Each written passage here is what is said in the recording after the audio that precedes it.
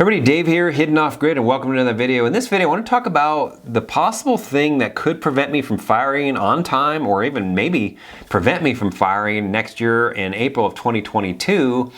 This thing's been going on quite a while, and there has been progress, and what I'm talking about here is I got two real estate flips, about $177,000 invested in these two flips, and they've been going on since late 2018, I think November of 2018, zero movement for literally 2 years.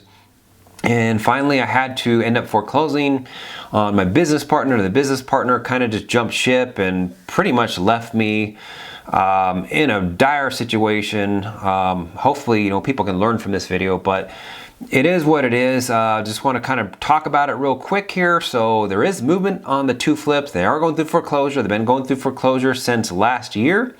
So they've been going through foreclosure literally about a year now. And a lot of it's, normally it wouldn't take that long, but COVID kind of delayed things quite a bit.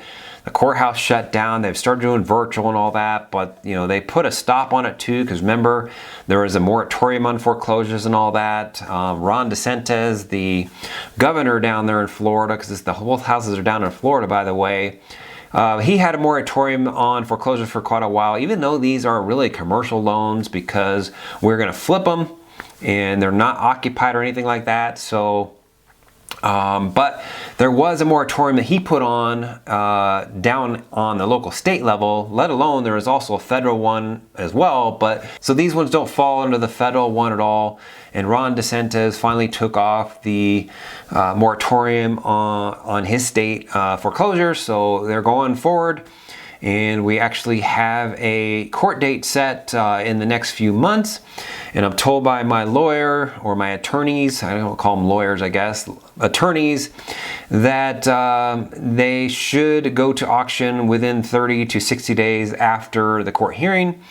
So that's good news. The bad news is most likely they are going to not sell at auction. So that means I'm going to get two properties back. One's in really tough shape too. I mean, it got broken into. People have been squatting in there, living in there, breaking in all the time, just doing a lot of damage and stuff. So that one I'm kind of worried about. It's not going to sell at the auction for what I'm owed. So I'm going to get that property back. The other property could sell at auction for what I'm owed. I'm hoping it kind of does, because that way I only have to deal with one. Plus I'll get a bunch of money back on that other property, over $140,000 back on that other property, which I could use to flip the other property, or possibly even take a loss on that property if I can kind of make the losses. If I can make money on the other house and take a loss on the other one, I'm fine with that. If I just get out flat or even a slight loss, I'm happy with that. Right now, you got to think about it, $177,000 is not doing anything. It's not making any money for me at all. So if I can get that money back before the end of 2021, get that all solved, and then I won't have to worry about it in 2022 at all. I can fire right on time in April of 2022, and I wouldn't have to worry about it. But if I end up getting that property back, and I have to flip it or something like that, maybe I can find a wholesaler, I don't know. I do have a wholesaler that is interested, but I'm not sure, if I can make any money if I wholesale it.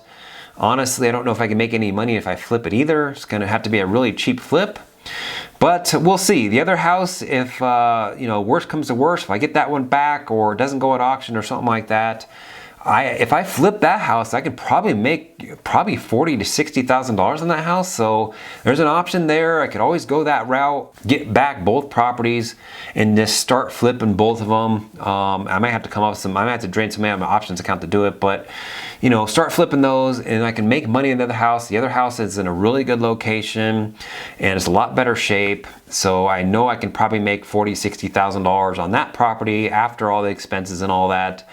And the other property, if I have to take a loss on it or flip it, because honestly, if I flip it, I don't know if I'm going to make any money on it anyway. But anyways, those are the, I guess flipping these houses or these two foreclosures are kind of a wild card on me retiring next year in April of 2022.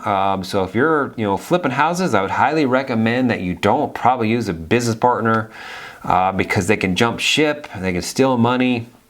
In this case here, it kind of just, this guy did it to many other people too. I've done many properties with him and had no issue, and just out of the blue, Just things went, sideways, and here I'm going through foreclosure for, literally over a year now.